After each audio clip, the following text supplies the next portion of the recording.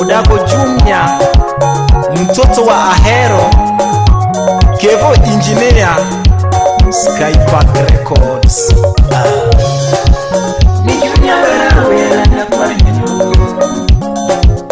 Ni Junior wera na kwa nyu. Yango wera kulinya kuyuki. Yango wera kulinya kuyuki. Kamuna wera ngati majuyo hero.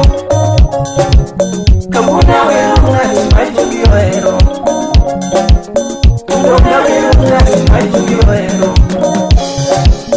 Odiabo engineer baba, Odiabo engineer baba,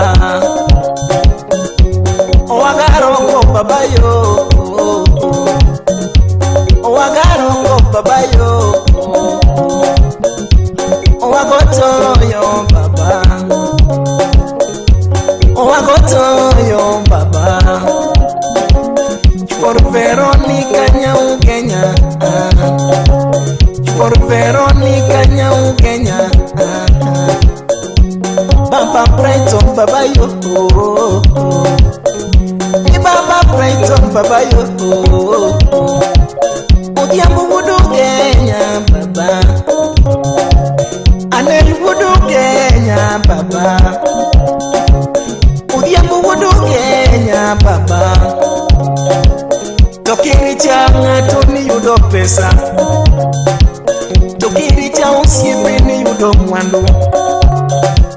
Tokiri cha usiepe miti yogodo. Tokiri cha usiepe misomo godo. Tokiri cha usiepe misomo godo. Anelu wudu Kenya baba.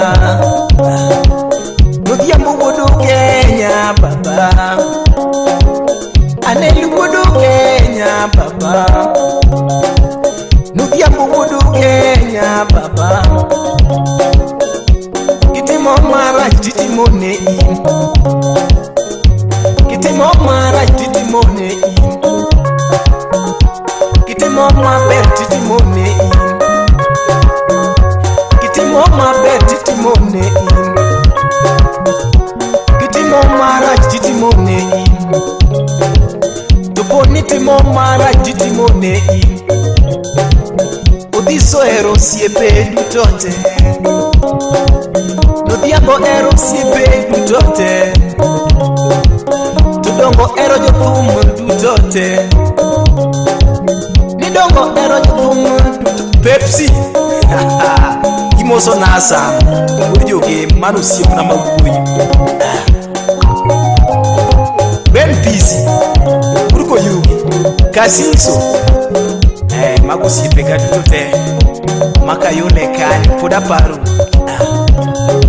Okoto danga jawala mangungo Kale bugudu lubero Nodiambo wudu Kenya winja Nodis wudu Kenya winja Yenis wudu yom Totelu wudu Kenya baba winja Odis golo pesa kendo mia Nodiambo golo dola kendo mia Jatelo mara Kongo baba punjaga Jatelo mara Kongo baba ketapi Dunia kido pesa kiricha wadu Jothumbe moko checho ko yudo pesa Jothumbe moko checho ko ng'iewo gari Jothumbe moko checho ko ng'iewo plode Todhiambo wudu Kenya to punjaga Siepna wudu Kenya to punjaga Siepna wudu Kenya baba Siepna wudu Kenya baba Jatelo golo gari kendo tingaga Jatelo golo gari kendo tingaga Tudonga mora inya muda ero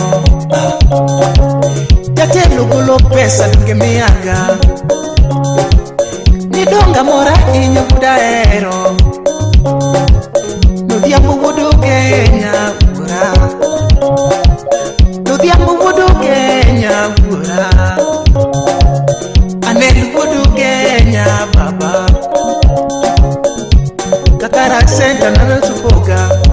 Onyango apupa kakara sendo kana romona, kakara sendo kana romona,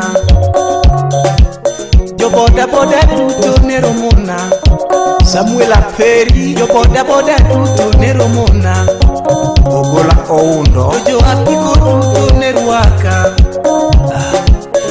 jo apiko tuto ne ruaka, George Oluoch jo wala tuto ne konaga, ni Julia kidonjo ka waruakiga, to donga donje dalo kisuruaka, odiso kero dala makineno, to dongi loyo thuondi mabakore, ni dongi loyo thuondi mabundaga, odisi loyo thuondi mabundaga, osiepe gero ot napimie genga, odiso ywayo sitima apimo genga, to dongi ng'iewa piko vijende riembo, ni dongi ng'iewa piko vijende riembo, maendeleo tele apakiga, to fundi chumo osiepna naweriga, odhiambo injinia baba, nodhiambo injinia baba, jatelo mara ng'ongo babayo, owago toyo sieprani, imoso na DJ Deva Yoro, huyo ni rafiki wa karibu, Atobi Jakomenya, nyatheke mirwa, osiepna goni banjo sani, odhiamba goni pumane sani, odhiambo wudu Kenya babibi, Ben Pisi, odhiambo wudu Kenya babibi, kakara sento kanda romona, kakara sento kanda romona, to donga mora hinya wudaero, to jo apiko tuto ne romonaga, jomoko timo bunde nyathiga thiambo, jomoko timo piano nyathiga thiambo, jomoko ting'adawa nyathiga thiambo, to donga mora nyathiga daniyo, to donga mora nyathiga nyango, osiepna wudu Kenya donga weyi, osiepna wudu Kenya baba witi, to thumuru nyathiga thiambo, to ngoma tieko nyathiga thiambo, jomielo donje pap nyathiga thiambo, jomielo donje pap nyathiga thiambo,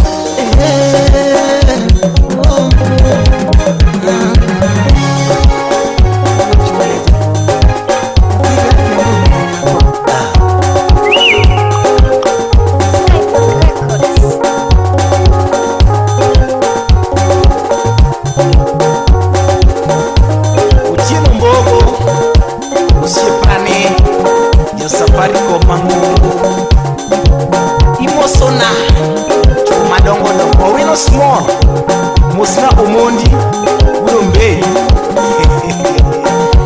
Mango Nyongoma, Kentos Jack, Broka, Manufundi Mangungu, Tuine mimia pesa kudu Kenya, Tuine mimia dola kudu Kenya, Tuine mimia hela kudu Kenya, tuine mimi ya chede kudu Kenya, ani babu sipane, ani babu sipane, ani babu sipane, fundi chumu sipna, owagaroko sipane, owagaroko baba, owagaroko sipane, owagaroko baba, owagotoyo sipane, owagotoyo baba, tuine mimi amor wudu Kenya, tuine mimi amor wudu Kenya, tuine mimi pesa baba Brighton, tuine mimi pesa baba babu siepane, ani babu siepane, injinia usiepane,